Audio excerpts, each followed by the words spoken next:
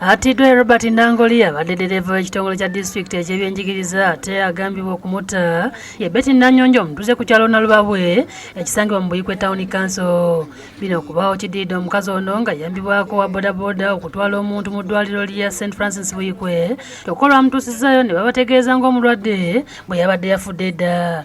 Abantu bangobye ensonga kuzitwala ku poliisi erinaanye eddwaliro eryo naye Kute Nanyonjo n'emuggalira n'oluvannyuma n'egendaako okubaako byenoonya. Yasoose kulaba akagoye akabaddeko omusaayi bw'etyo kwe kumenya akabuyonjo mw'ejja ebigoye ebiwerako nga bibunya omusaayi.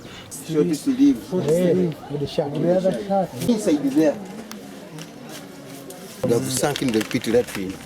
Right, because these ones are right, that's why they have been seen on the top. Kino kibadde kikwatagana n'ekiwundu ekinene ekibadde ku mukono ogw'omugenzi nga kiteeberezebwa nti baasoose kumusala mukono n'aggwamu omusaayi nga tasobola kwetwala mu ddwaliro kubanga yabadde atamidde. Ssentebe w'ekyalo ekyo Yudaya Nantonga atubuulidde byonna nga byabadde okutuuka okukwata omutuuze we. Okola statement agambye yabadde ayisa omukono mu luggi nga yeggulira endabirwamu n'emusala ey'oluggi. Ne tuyingira mu nju ne tusangamu ebigoye ebiriko omusaayi ne wabweru nga waliwo ekimuli bakweseemu engoye z'omugenzi nga ziriko omusaayi zonna zijjudde empale.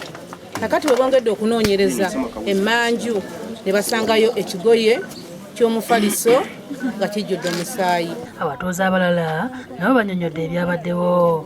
Namulabyeko ng'agudde zirubadde ssaawa 3.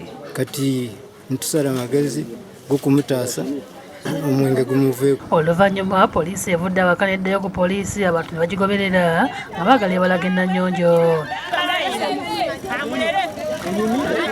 Egenze ku ggwanika okuggyayo omulambo era ne bagigoberera era bw'ekomyewo ku poliisi ne bajja abayitirivu nga abapoliisi bajjayo emmundu okutaasa omukazi ono bwe bajja e Buyikwe n'addusibwa e Lugazi wakati mu bukuumi obw'amaanyi.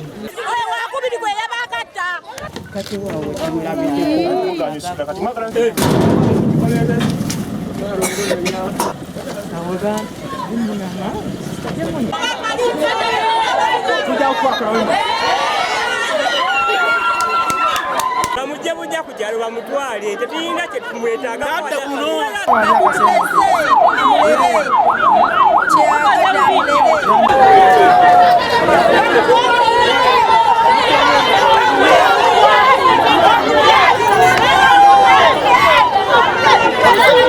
Mukasa Kivumbi yakusakidde eggulu lino ku lwa Bukedde TV.